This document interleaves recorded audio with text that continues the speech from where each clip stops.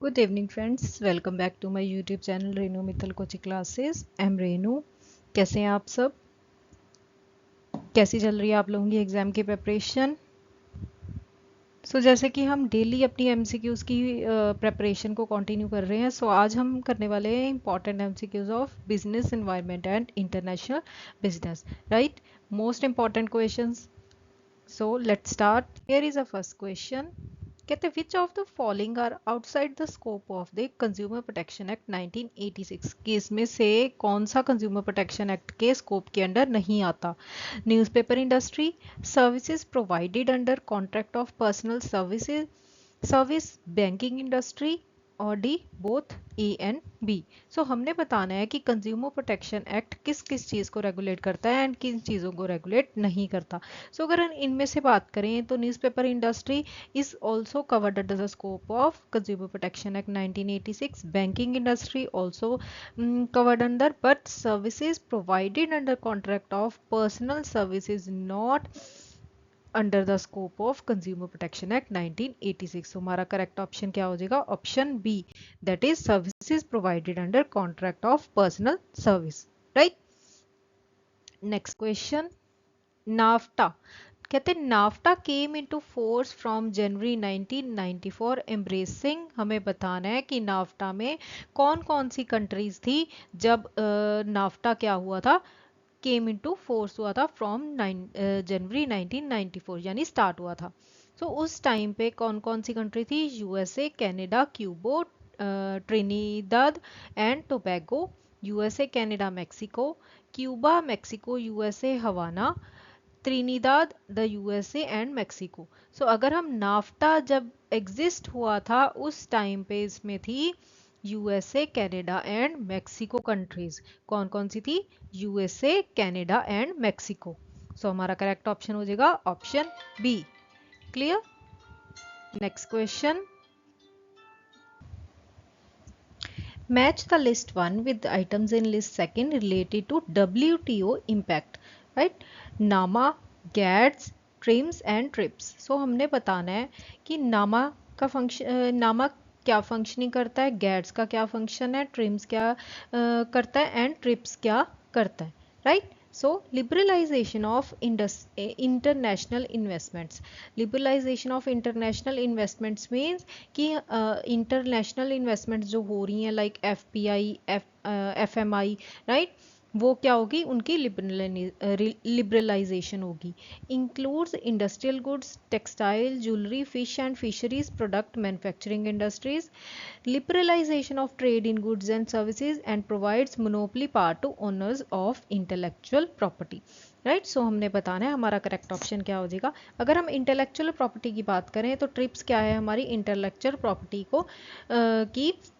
को monopoly provide करता है, राइट? हमारा डी का आंसर हो जाएगा। अगर डी का है ऑप्शन 4, देन हमारा करेक्ट ऑप्शन क्या हो जाएगा? ऑप्शन सी। ए का क्या हो जाएगा? नामा, यानी includes industrial goods, textile, jewelry, fish and fisheries, product manufacturing industries। गैड्स हो जाएगा हमारा liberalization of trade in goods and services। TRIMS हो जाएगा हमारा liberalization of international investments and trips हो जाएगा हमारा provides monopoly power to owners of intellectual property, right? हमारा करेक्ट ऑप्शन हो जाएगा ऑप्शन सी।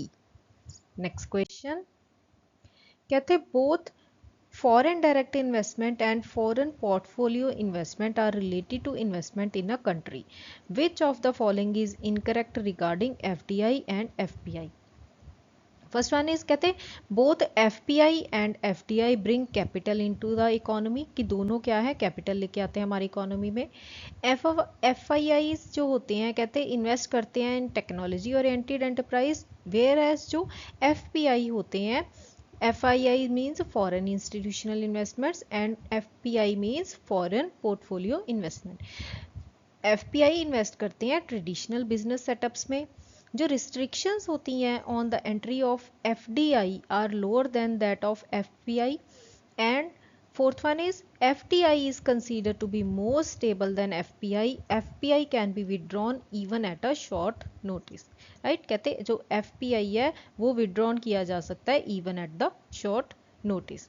राइट। सो हमने बताना है कि इनमें से क्या है इनकरेक्ट स्टेटमेंट बतानी है रिगार्डिंग एफडीआई एंड एफपीआई। सो अगर हम फर्स्ट स्टेटमेंट देखें, both FPI and FDI bring capital into the economy, बिल्कुल। FIS invest in technology oriented enterprises whereas FPI invest in traditional business setups, बिल्कुल correct। Sorry, no, this statement is not correct. The restrictions on the entry of FDI are lower than that of FPI, बिल्कुल correct। FDI is considered to be more stable than FPI and FPI can be withdrawn even at a short notice, also correct। So हमारा correct option क्या हो जाएगा, option B, right। Next questions, Uruguay round pertains to, जो Uruguay round हुआ था वो हमारा किससे रिलेटेड था, WTO, IMF, GATT and world bank. जो उरुग्वे राउंड हुआ था हमारा वो किससे रिलेटेड था, गैट से, general agreement of tariff and trade, right. Next question, the important objectives of WTO are, first one is कहते to improve the quality of technology in the member countries, कि हमने क्वालिटी टेक्नोलॉजी की quality को improve करना है। To improve the standard of living of people in the member countries. To ensure full employment and broad increase in effective demand, कि हमने वहाँ पे फुल एम्प्लॉयमेंट लेकर आनी है। To enlarge production and trade of goods, हमने production को enlarge करना है। To increase trade of services, on the other hand कहते हैं हमने ट्रेड जो सर्विसेज का ट्रेड है उसको भी इंक्रीज करना है। सो हमने बताना है कि इनमें से कौन से ऑब्जेक्टिव्स हैं जो कि WTO से रिलेटेड हैं। First one is to improve the quality of technology in the member countries, बिल्कुल correct. Standard of living of people in the member countries, बिल्कुल। To ensure full employment and broad increase in the effective demand, बिल्कुल correct. To enlarge production and trade of goods, no, this statement is not correct. To increase trade of services, बिल्कुल correct. So हमारा correct option क्या हो जाएगा, 1, 2, 3 and option C. Option C क्या हो जाएगा हमारा correct option. Moving to next question, which of the following is not the main objective of physical policy of India, कहते फिजिकल पॉलिसी का कौन सा मेन ऑब्जेक्टिव नहीं है। To increase liquidity in the economy, liquidity को increase करना। To promote price stability लेके आना। To minimise the inequality in income and wealth, कहते इनक्वालिटी जो इनकम एंड वेल्थ में है उसको मिनिमाइज करना। टू प्रमोट एम्प्लॉयमेंट अपॉर्चुनिटीज़, हमने बताना है कि फिजिकल पॉलिसी का इनमें से कौन सा मेन ऑब्जेक्टिव नहीं है। तो अगर हम लिक्विडिटी की बात करें तो ये किसका काम होता है, मॉनेटरी पॉलिसी का काम होता है, right. This objective is related to monetary policy. So हमारा करेक्ट ऑप्शन क्या हो जाएगा, option A. Clear. Price stability, minimize the inequality in income and wealth, and employment opportunities, these all are objectives of fiscal policy of India. Next question, कहते foreign investment can be made through which of the following routes, अगर हमने foreign investment करनी है तो हम किस किस root से कर सकते हैं। FDI foreign direct investment, FPI foreign portfolio investment, private equity investment and foreign venture capital investment investors. हमने बताना है कि इन चारों में से कौन से रूट्स हैं जिनसे कि हम फॉरेन इन्वेस्टमेंट कर सकते हैं, राइट। सो अगर हम देखें फॉरेन डायरेक्ट इन्वेस्टमेंट, बिल्कुल करेक्ट। FDI से हम क्या कर सकते हैं, फॉरेन इन्वेस्टमेंट कर सकते हैं। Foreign portfolio investment, no. Next आएगा हमारा प्राइवेट इक्विटी इन्वेस्टमेंट, बिल्कुल correct. Foreign venture capital investors, also correct. So हमारा करेक्ट ऑप्शन हो जाएगा 1, 3 and 4, option A. Option A is our correct answer, right. Foreign portfolio investment में क्या होता है, फॉरेन पोर्टफोलियो इन्वेस्टमेंट क्या होता है कि जो इन्वेस्टर्स होते हैं वो क्या करते हैं, अपने पोर्टफोलियो को डाइवर्स करते हैं, लाइक उनके किसी स्टॉक्स में, बॉन्ड्स में, उनमें उनके फाइनेंशियल एसेट्स में किसी कंट्री के इन्वेस्ट करते हैं ताकि वो अपने पोर्टफोलियो को डाइवर्स कर सकें और फिर उन्हीं एसेट्स की परफॉर्मेंस से क्या करते हैं, वो बेनिफिट लेते हैं, right. Next question, The theory suggesting that the patterns of international trade are determined by factor endowment rather than the productivity was propounded by which of the following, right? कहते एक theory suggest करती है कि जो patterns होने चाहिए international trade के वो डिटरमाइन किए जाने चाहिए by factor endowment rather than productivity, right? So ये हमें किसने सजेस्ट किया था? एडम स्मिथ ने, डेविड रिकार्डो ने, हेक्सेलर एंड बर्टिलोली ने एंड माइकल पॉटर ने. So factor endowment theory is given by Heckscher and Bertil Ohlin, right? So correct option क्या हो जाएगा? Option C. नेक्स्ट क्वेश्चन कहते the current account of the balance of payments include all of the following items except one. कहते current account जो होता है हमारे balance of payment से उसमें सभी आइटम्स आती हैं एक्सेप्ट वन.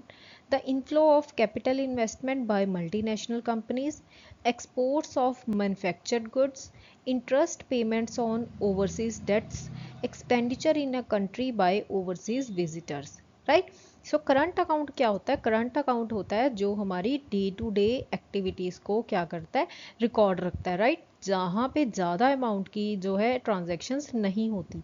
सो यहाँ पे क्या है? एक्सपोर्ट्स ऑफ मैन्युफैक्चर्ड गुड्स, ये भी करंट अकाउंट का पार्ट है. Interest payments on overseas debt, ये भी करंट अकाउंट का ही पार्ट है. Expenditure in a country by overseas visitor, ये भी करंट अकाउंट का ही पार्ट है. But the inflow of capital investment by multinational companies is not included in current account of balance of payment. So correct option क्या हो जाएगा हमारा? Option A. Clear?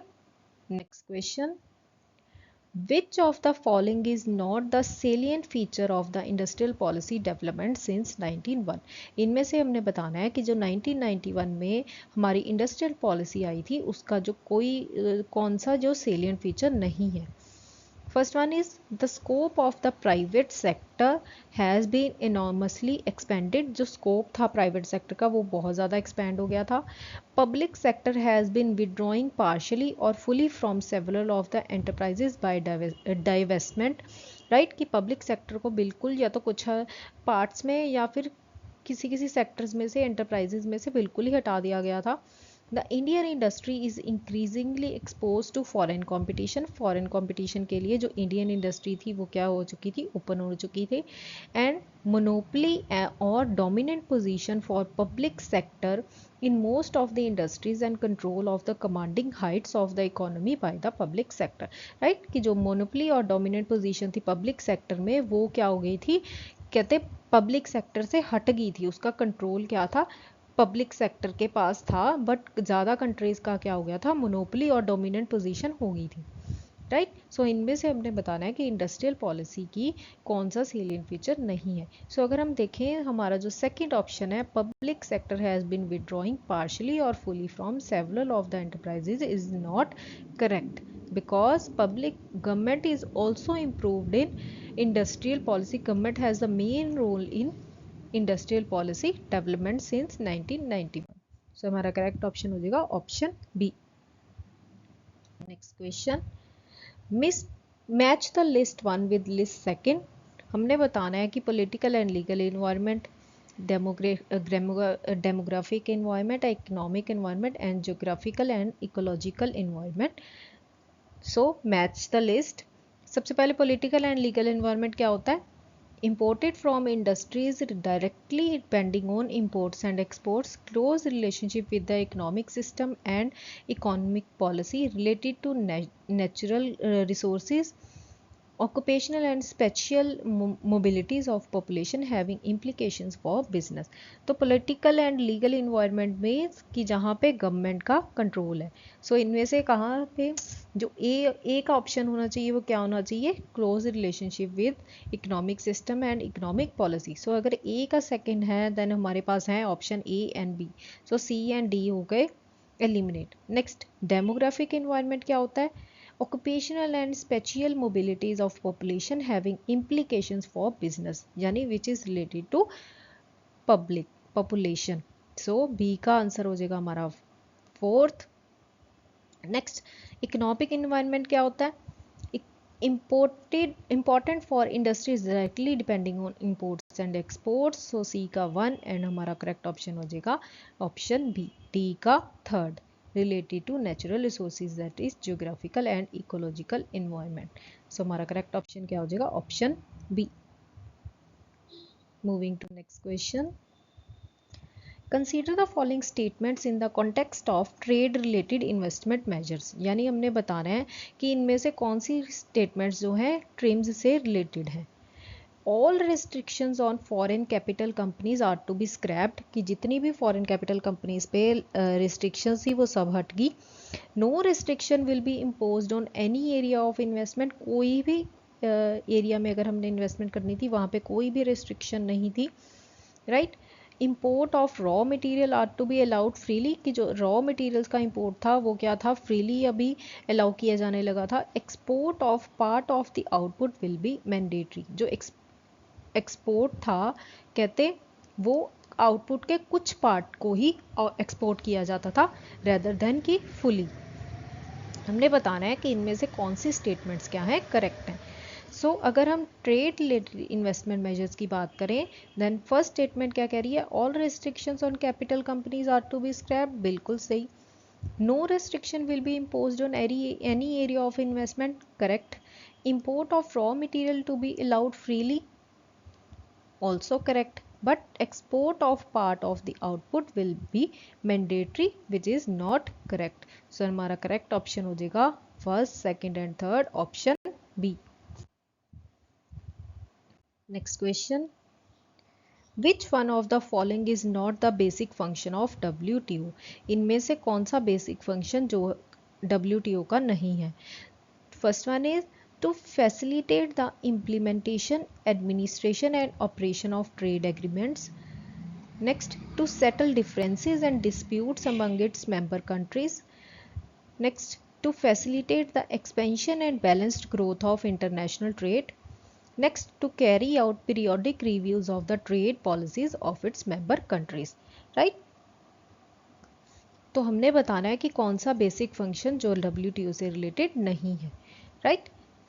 To facilitate the implementation, administration and operation of trade agreements. बिल्कुल. WTO means World Trade Organization.